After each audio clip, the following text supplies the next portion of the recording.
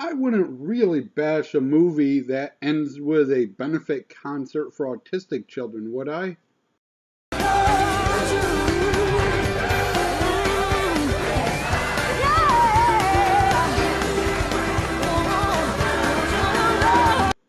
Oh boy, I'm going to hell.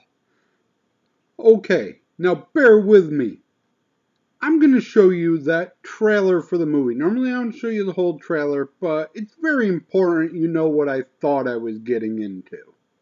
On October 15th, Pure Country legend George Strait returns in Pure Country 2, The Gift. I want to wish you luck. Thank you. A small-town girl. I'm going to Nashville, Tennessee, and I'm going to be a huge country music star. With big-time dreams. My first real concert's this Saturday. If you'd like to come, I could get you tickets. I'd love to. Great. A chance that will change her life forever.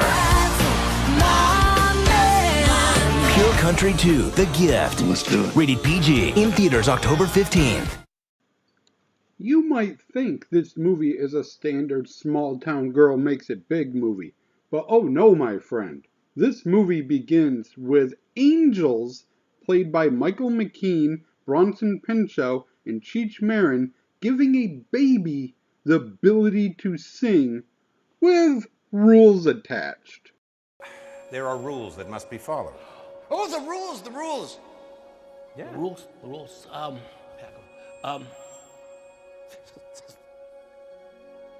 Never lie. Always be fair.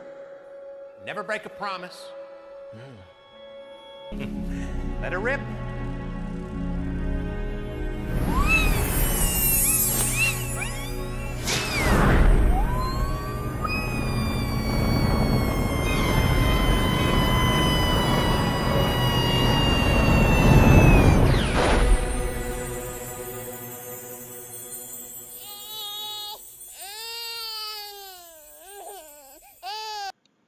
We quickly learn that the baby's mom died and the dad was a cowboy that ran off, and she's being raised by religious Lifetime movies' favorite trope, a magical Negro.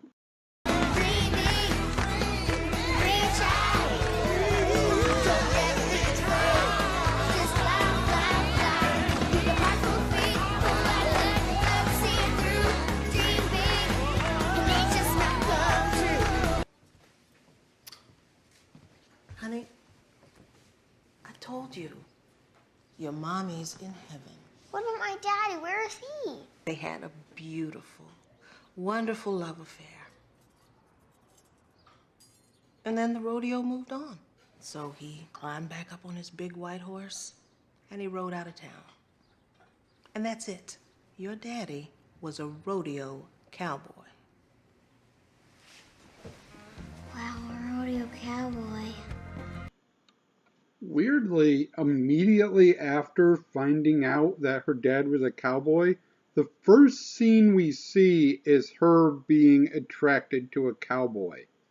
Yay, daddy surrogates in a religious movie!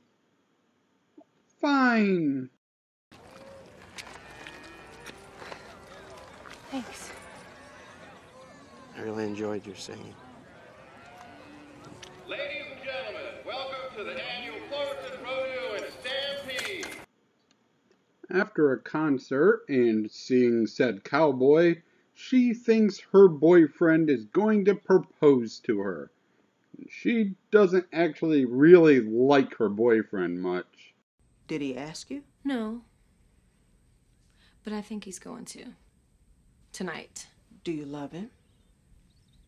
I don't know. I mean, he's the best catch in this little town.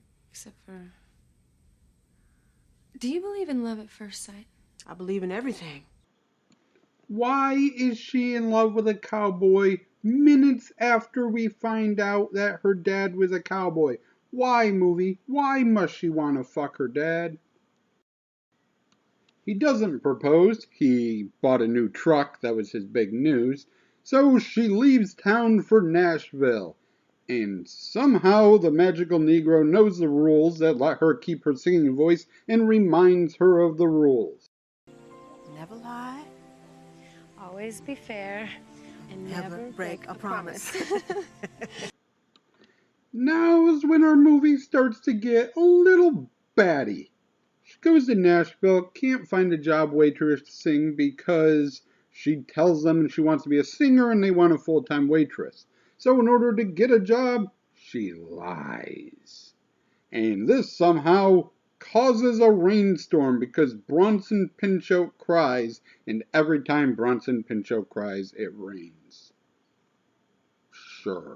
So, are you a singer? Nope. Oh no, she lied. What's all this about? She lied. I know, I heard. That's one. So sad when they lie. Oh, now don't cry. You'll cause a flood down there. He takes it so personally. Turns out that, of course, everyone working at the restaurant is a musician and they form a band.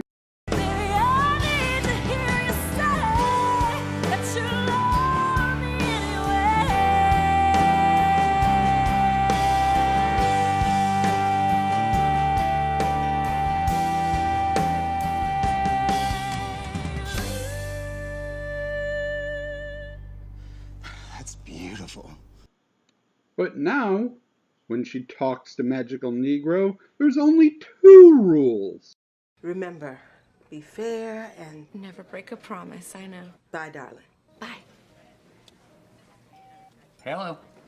How you doing, buddy? All right. I'm good. What about never tell a lie? Then she screws over the band, so instead of it only raining in Memphis, it rains world fucking wide. Damn it, Bronson Pinchot, stop your crying. You're gonna start a freaking flood.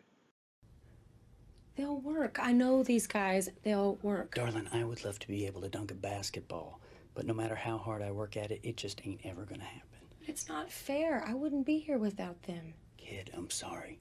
That's the way it's gotta be. That's 2. Yes, that's 2. Just one left. Why are we walking? We can fly.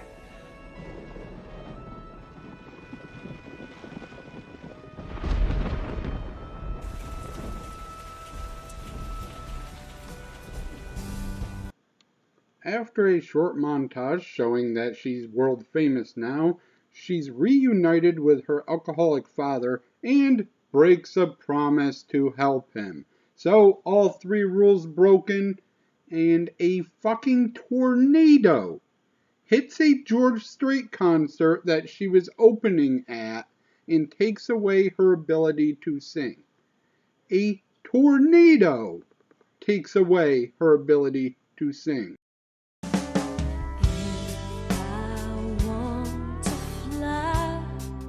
Would you love me and hold me while I try?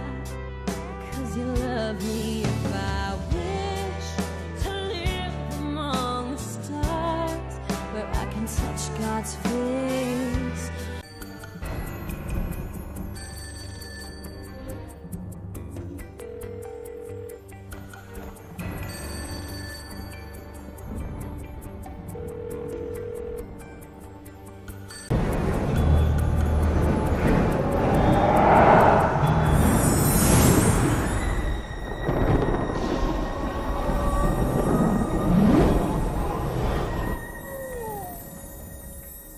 Poor little guy. It's empty. It was a very big voice. Perhaps too big for her. We'll have to put it back on the shelf for a while. She's looked at by a doctor who says she never should have been able to sing in the first place. She moves back home after being kicked out of country music and fired and sued by her label. And the Magical Negro is fucking dead.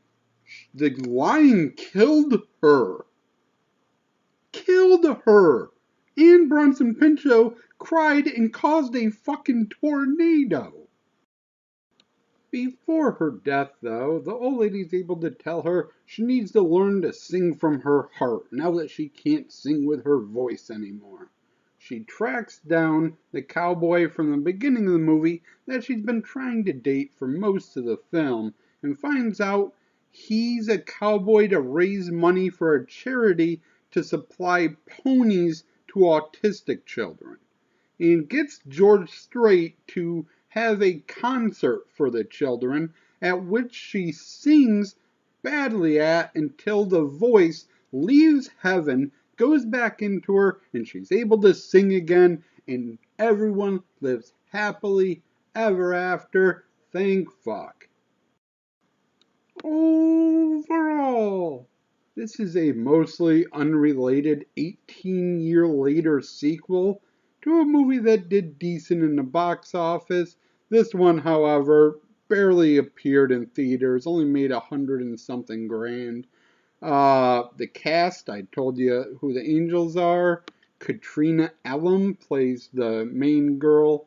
She's a middle-of-the-road country singer with like 6 songs in the top 50 of the country chart.